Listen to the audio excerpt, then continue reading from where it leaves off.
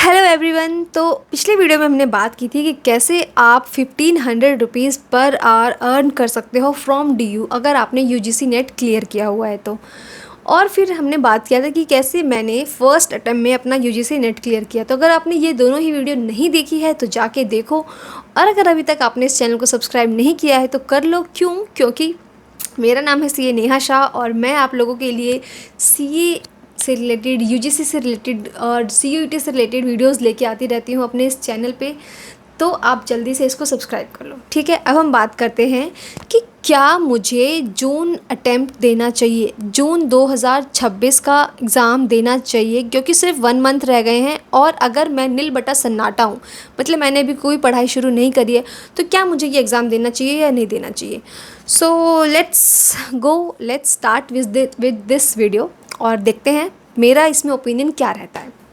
तो सबसे पहली बात कि अगर मैं नील बटा सन्नाटा हूँ, नील बटा सन्नाटा का मतलब ये हुआ कि हमने अभी तक कोई पढ़ाई नहीं करी है, ग्रेजुएशन कर रखी है, पोस्ट ग्रेजुएशन कर रखी है, मतलब सब्जेक्ट नॉलेज तो है, बट अभी तक UGC नेट के अकॉर्डिंगली पढ़ना शुरू नहीं किया है। तो क्या मुझे ये अटेम्प्ट देना चाहिए या नहीं देना चाहिए, क्योंकि सिर्फ 1 मंथ रह गया है।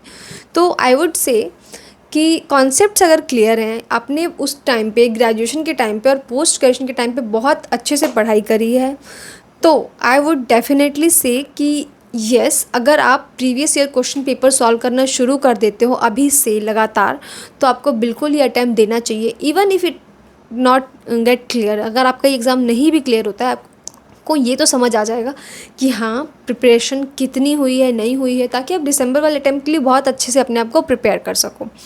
और अगर शॉर्ट में बताऊँ आपको कि जो स्ट्रेटजी आपको 1 मंथ के अंदर भी आपका एग्ज़ाम क्लियर करवा सकती है, तो वो स्ट्रेटजी है PYQ। यानी अगर जितने ज़्यादा से ज़्यादा हो सके अगर आप PYQ सॉल्व करते हो, उसके बेसिस पे एक इम्पॉर्टेंट टॉपिक्स की लिस्ट बनाते हो और जस्ट एग्ज़ाम से थोड़े टाइम पहले यानी कुछ दिन पहले उन इम्पॉर्टेंट टॉपिक्स को अच्छे से रिवाइज़ कर लेते हो, तो आपका 100% आपका UGC नेट क्लियर हो सकता है। JRF के लिए मैं नहीं बोलूँगी, क्योंकि JRF के लिए, क्योंकि टोटल UGC नेट वाले बच्चों का 1% ही JRF होता है, तो वहाँ पे कंपटीशन बहुत टफ हो जाता है।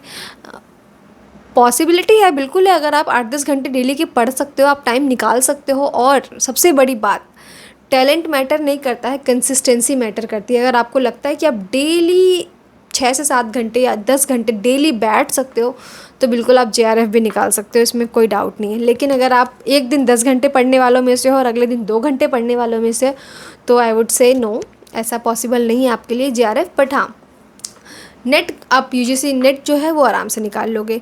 कॉमर्स की अगर मैं बात करूँ ना, तो कॉमर्स का सिलेबस इतना ज़्यादा है, इतना वास्ट है, इनकम टैक्स अपने आप में इतना बड़ा है, और यहाँ पे वो सिर्फ एक यूनिट होती है, तो उस हिसाब से सिलेबस बहुत ज़्यादा है। पूरा सिलेबस कवर करने के पीछे मत बैठ जाना, ठीक है। तो कुछ भी आपको लगता है इससे रिलेटेड डाउट है तो मुझे कमेंट सेक्शन में पूछो, क्योंकि कमेंट सेक्शन सिर्फ आपका है, आप मुझसे उसमें आराम से अपनी डिटेल्स में डाउट्स पूछ सकते हो। मिलती हूँ आपसे नेक्स्ट वीडियो में, तब तक के लिए बाय बाय, और चैनल को सब्सक्राइब करना मत भूलना।